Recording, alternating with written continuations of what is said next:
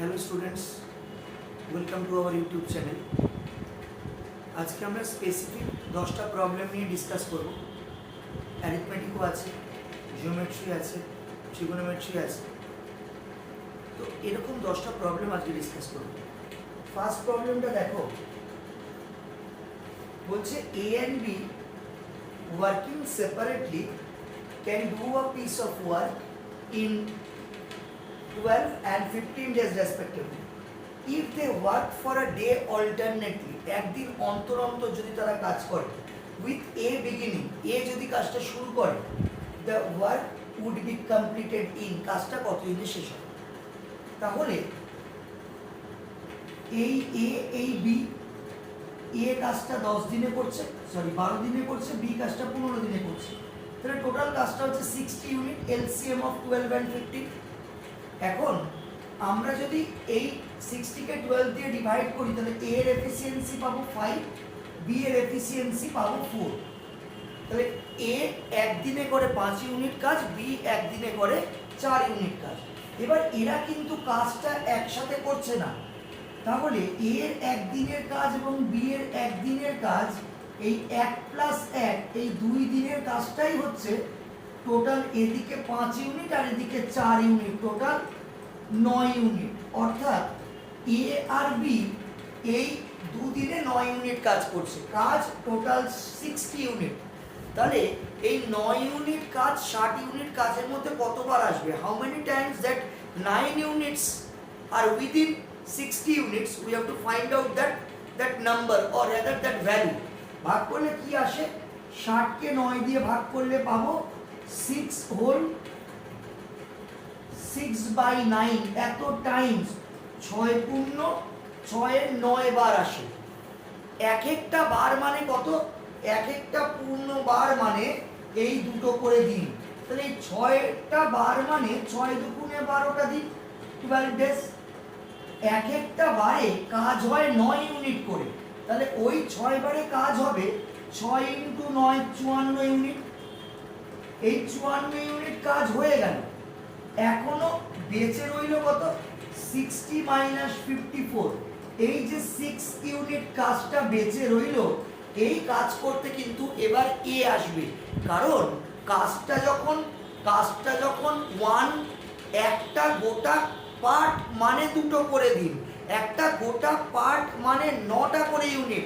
একটা গোটা পার্টের একদিন হচ্ছে এ, একদিন হচ্ছে বি।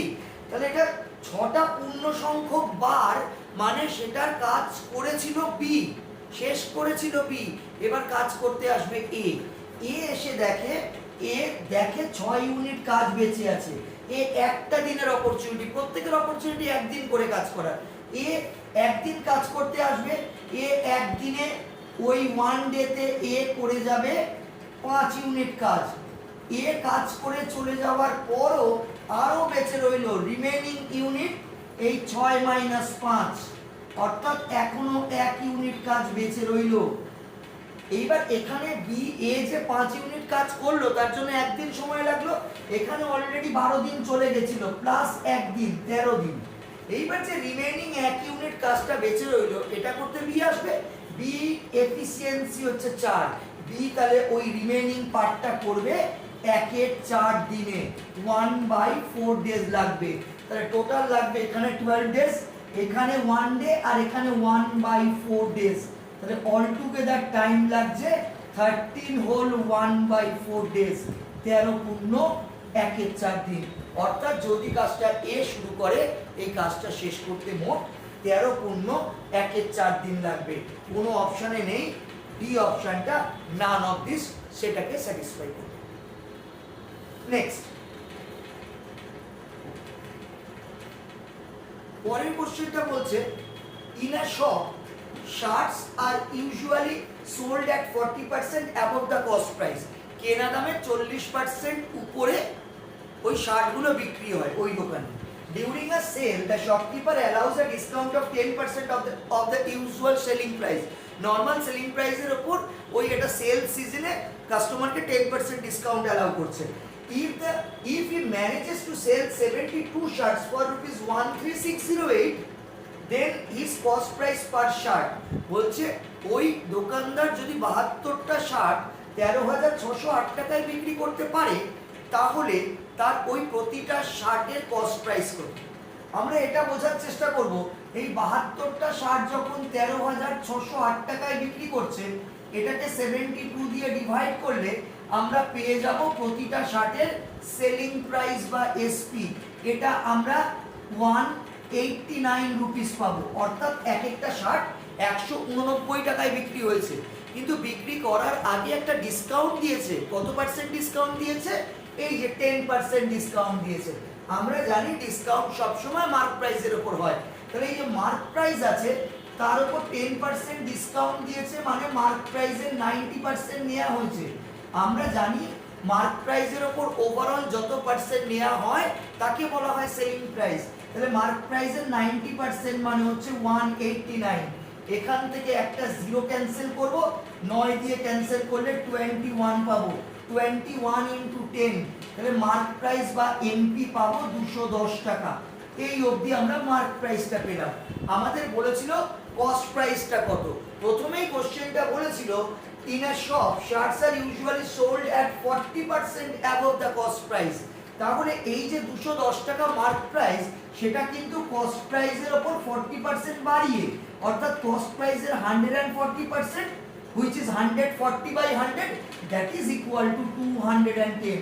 এখান থেকে যদি আমি একটা জিরো ক্যান্সেল করি, আমি যদি 7 দিয়ে ক্যান্সেল করি 2 পাবো, 7 দিয়ে ক্যান্সেল করলে এখানে আমি 3 পাবো, আর 2 দিয়ে ক্যান্সেল করলে এখানে আমি 50 পাবো। 53 যা 150। তাহলে ওই আর্টিকেলটা মানে এখানে শার্টটা, ওই শার্টের প্রাইস কস্ট প্রাইস ছিল ₹150। নেক্সট,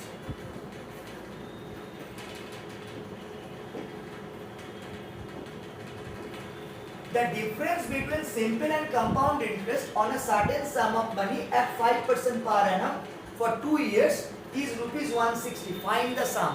আমরা জানি 2 বছরের কম্পাউন্ড ইন্টারেস্ট এবং সিম্পল ইন্টারেস্টের ডিফারেন্সের ফর্মুলা হয় difference equal to principal into rate by 100 তার স্কয়ার। তো এই ফর্মুলা আমরা অ্যাপ্লাই করব, difference equal to principal into rate by 100 তার স্কয়ার। এটা ভাবার কোনো কারণ নেই যে 2 বছরের জন্য 2 ইউজ করছে, 3 বছর হলে 3, মোটেই না।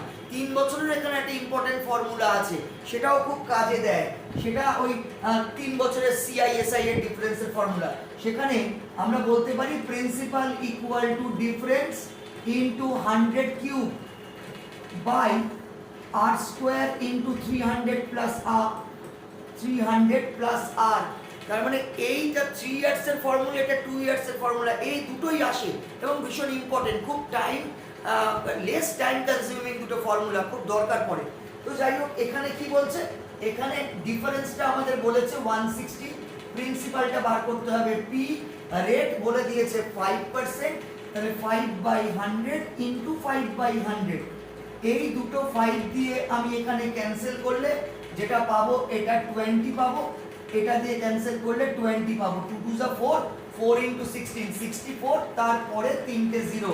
So principal equals to 64,000। Option A. Next,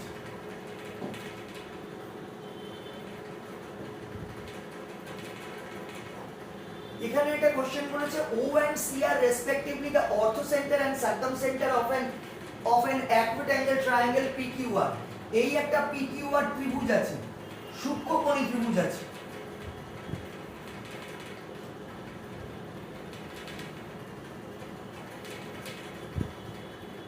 এই ত্রিভুজটা, এই PQR এর সার্কামসেন্টার বলছে, সার্কামসেন্টারটা বলছে C আর অর্থোসেন্টারটা বলছে O। সার্কামসেন্টার মানে কি, যেখানে ত্রিভুজের লম্ব সমদ্বিখণ্ডক বা পারপেন্ডিকুলার বাইসেক্টর তিনটে মিলিত হয়, সেটা হচ্ছে সার্কামসেন্টার। আর অর্থোসেন্টার মানে কি, যেখানে ত্রিভুজের অল্টিটিউড বা উচ্চতাগুলো মিলিত হয়। তাহলে এটা হচ্ছে সার্কামসেন্টার C, আর অর্থোসেন্টার বলছে O। এইখানে মনে করো অর্থোসেন্টারটা রয়েছে। কি বলছে, the points P and O are joint and P and O are joints। আচ্ছা, মনে করি এইখানে রয়েছে তোমার ওটা, এটাকে আমি ইরেজ করি, এইখানে রয়েছে ও। এবার এটাকে জয়েন করলাম, এই কিউ আর কে এস পয়েন্টে মিট করলো। বলছে পি কিউ এস মানে এই গোটা অ্যাঙ্গেলটা, একটা কালার নি, এই গোটা অ্যাঙ্গেলটা বলছে, এই পি কিউ এস গোটা অ্যাঙ্গেলটা বলছে কত ডিগ্রি? 60 ডিগ্রি। আর কি প্রোভাইড করছে? অ্যাঙ্গেল কিউ সি আর মানে এই অ্যাঙ্গেলটা, এটা প্রোভাইড করছে 130 ডিগ্রি। বার করতে বলছে অ্যাঙ্গেল আরপিএস, এই অ্যাঙ্গেলটা বার করতে বলছে। আমরা সার্কামসেন্টার যখন বলি তখন আমরা জানি যে সার্কামসেন্টার মানে ত্রিভুজের বাইরে দিয়ে বৃত্ত, বাইরে দিয়ে মানে ত্রিভুজের তিনটে ভার্টেক্স বা শীর্ষকে টাচ করে যাবে।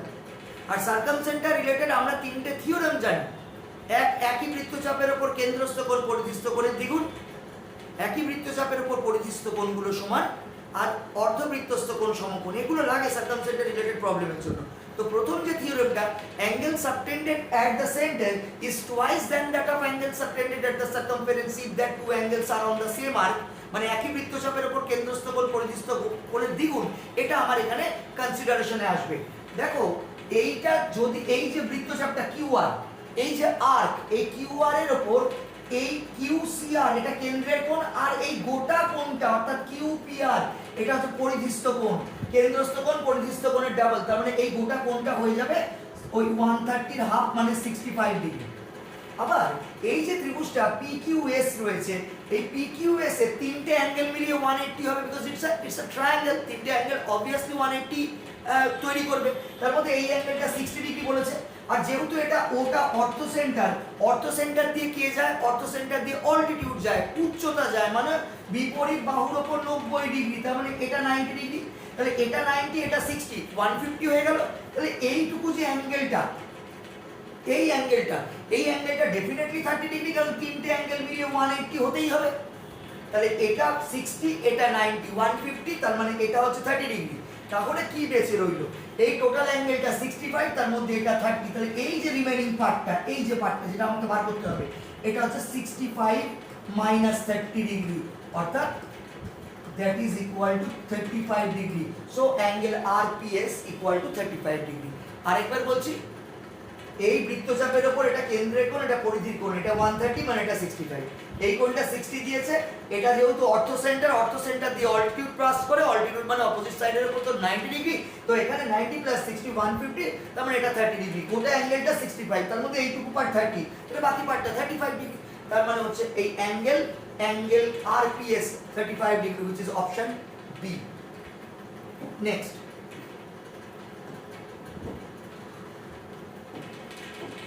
এখানে বলছে 1 plus tan square a into cot a by cosec square a is equal to, আমরা জানি যে tan এর সাথে sec এর একটা আইডেন্টিটি আছে, কি? sec square theta minus tan square theta equals to 1। তার মানে 1 প্লাস tan স্কয়ার থিটা মানে sec স্কয়ার থিটা, এটা আমরা আইডেন্টিটিতে জানি। তাহলে 1 প্লাস tan স্কয়ার থিটা মানে sec স্কয়ার থিটা, তার মানে এটা sec স্কয়ার a, আর এটা cot a যেমন আছে থাক, আর নিচে কোসেক স্কয়ারে যেমন আছে থাক। আমরা জানি সেকের সাথে কসের একটা রিলেশন আছে, কোসেকের সাথে সাইনের একটা রিলেশন আছে, রেসিপ্রোকাল রিলেশন আছে। মানে 1 বাই কস মানে সেক, 1 বাই কোসেক মানে সাইন, একে অপরের রেসিপ্রোকাল। তাহলে এই সেক স্কয়ার এ মানে আমি বলতে পারি 1 বাই কস স্কয়ারে, তাহলে কস স্কয়ার এটা নিচে চলে এলো। আবার কোসেক স্কয়ার এ মানে 1 বাই সাইন স্কয়ার এ, তাহলে সাইন স্কয়ার এটা উপরে চলে গেল, এই উপরে সাইন স্কয়ার এ চলে গেল। আর cot এর সাথে tan এর একটা রিলেশন আছে, 1 by cot equal to tan or 1 by cot tan equals to cot। তাহলে এখানে cot আছে, এটাকে 1 বাই tan করে দিলাম, তাহলে এটা tan এ। এবার কি দাঁড়ালো? আমরা জানি sin বাই cos মানে tan, তাহলে sin square a by cos square a, এটার মানে ডেফিনেটলি tan স্কয়ার a। তাহলে উপরে tan স্কয়ার a, নিচে tan a, একটা tan a কেটে গেল, आंसर হয়ে গেল অনলি tan a। তার মানে এটার ওই 1 plus tan square a into cot a by cosec square a, এটার ভ্যালু হয়ে গেল tan a। সেটা অপশনে আছে বি তে। So answer is option B. Next,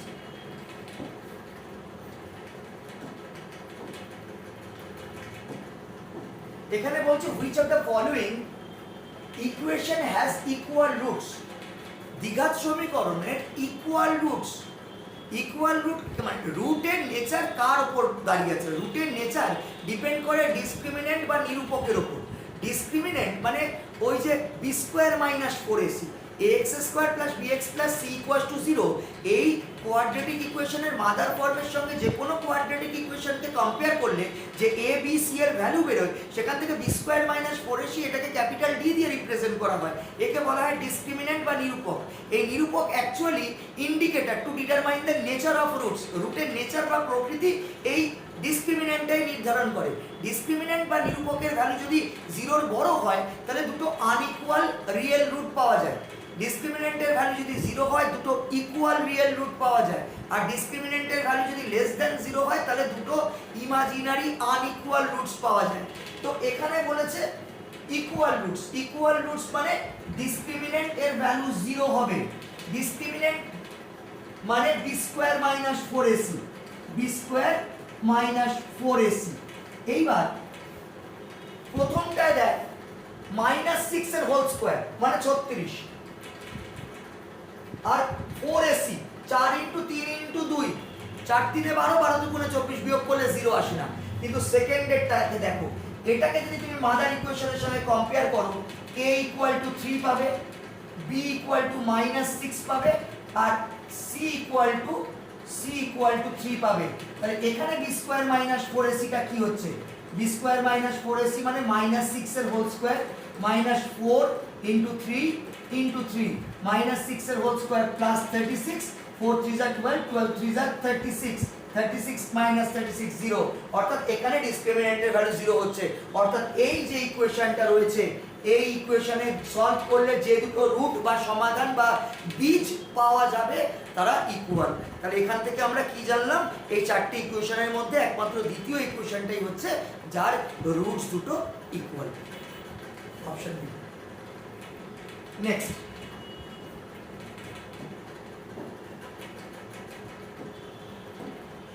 if curved surface area of a cylinder is 1386 square centimeter and height is 21 centimeter, এই একটা সিলিন্ডারের কার্ভ সারফেস এরিয়া, সেটার ফর্মুলা হচ্ছে 2πRh। তাহলে 2πRh, 2 ফর্মুলাটা 2πRh, এই 2 × 22/7, আর এর ভ্যালু আমাকে বার করতে হবে, h দিয়ে রেখেছি 21, দ্যাট ইজ ইকুয়াল টু 1386। আমি জাস্ট এখানে ক্যালকুলেশন করব। এই 7 দিয়ে কাটলে এটা 3 আসবে,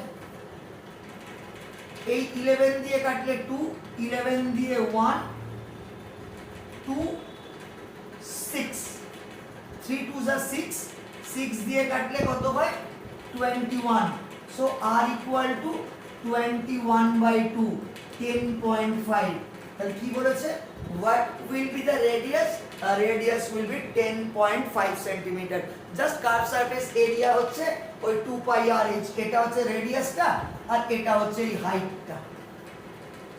নেক্সট,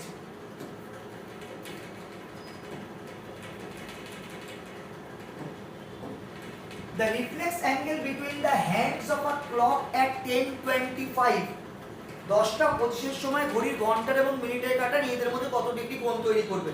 10:25 সময় ঘড়িটাকে দেখতে কেমন হবে?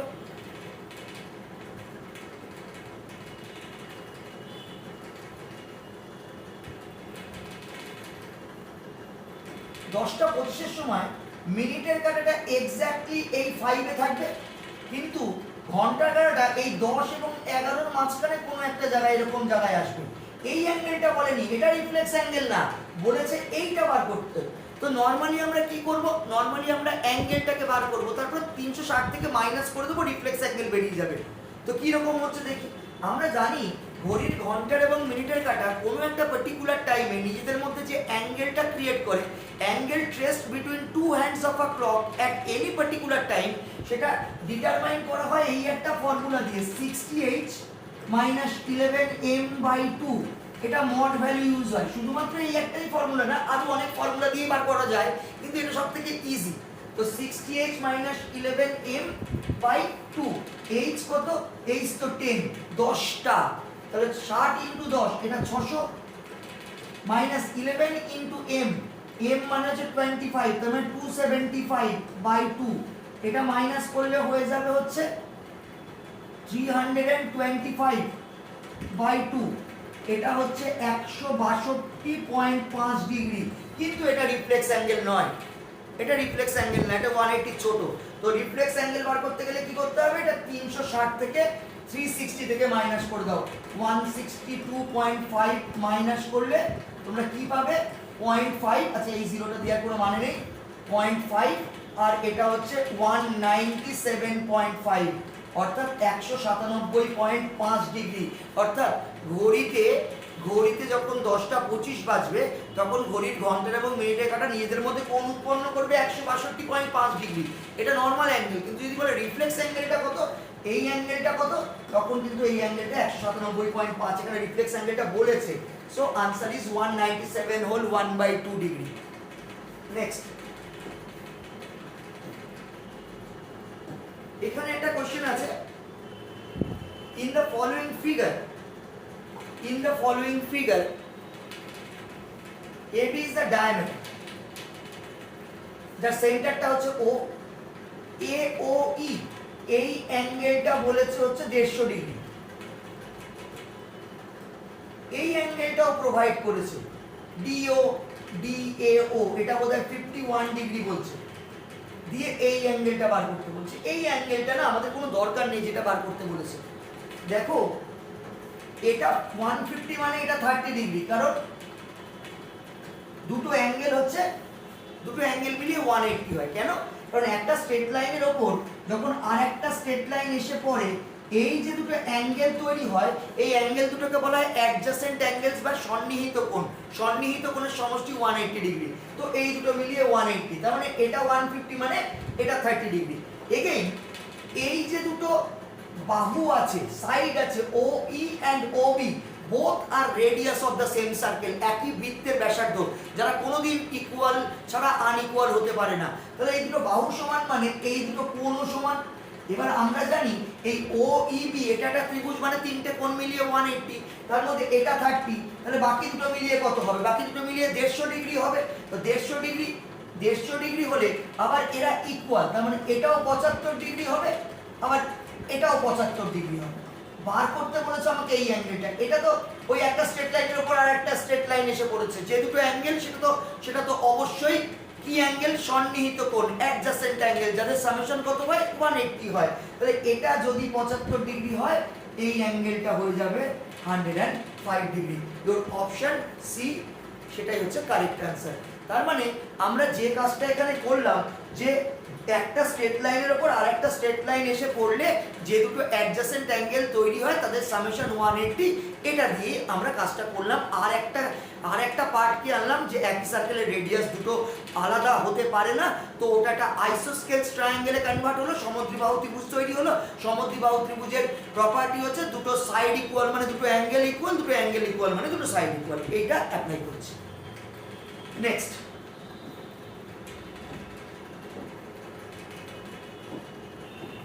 find the remainder when 577 whole to the power 234 is divided by 4. আমরা এই 7 এর পার্টটাকে দেখব। আমরা জানি 7 এর পাওয়ার 4 or multiple of 4 হলে ইউনিট প্লেসে বসে 1। কেন? আমরা দেখতে পারি 7 টু দি পাওয়ার 4 মানে কি? 7 into 7 into 7 into 7, 7 7s are 49 মানে ইউনিটে 9, 9 7s are 63 মানে ইউনিটে 3, 3 7s are 21 মানে ইউনিটে 1। তাহলে এইখানে আমাদের এই বাকি পার্টটা আমার কনসিডারেশনের মধ্যে নেই। এই 7 টু দি পাওয়ার 234, তো এটার মধ্যে 4 এর মাল্টিপল কত যায়? 200 অবধি যায় আর 32 পর্যন্ত যায়, তাহলে 232। এইটা হচ্ছে 4 বা 4 এর মাল্টিপল হলো, 4 নয় অবভিয়াসলি 4 এর মাল্টিপল। আর বেঁচে রয়েছে কত? আর বেঁচে রয়েছে পাওয়ারে 2, কারণ আমরা জানি যে গুণের সময় বেস ইকুয়াল হলে পাওয়ারের অ্যাডিশন হয়। 232 আর 2 যোগ করলে তবেই 234 হয়। তাহলে এই যে এই পোরশনটা তো 7 to the power 4 or multiple of 4 এটাকে স্যাটিসফাই করছে, তার মানে এর জন্য ইউনিট আসবে হচ্ছে 1। আর এটা 7 স্কোয়ার মানে 49 এর 9, 1 ইন্টু 9 মানে হচ্ছে 9, তাহলে এটার ইউনিটে 9 থাকবে, তাকে যদি আমি ডিভাইড করি কত পাবো? 9 কে 4 দিয়ে ডিভাইড করলে 4 2 যা 8, এক রিমাইন্ডার পাবো, তাহলে आंसर হচ্ছে 1। এটা হচ্ছে একদম শর্টকাট অ্যাপ্রোচ। নেক্সট না, নেক্সট আর কিছু নেই, আজকে এই 10টাই অঙ্ক ছিল। নেক্সট দিন আবার আমি সময় করে আবার একটা ভিডিও আপলোড করব, ততক্ষণ পর্যন্ত টাটা, প্রত্যেকে ভালো থেকো।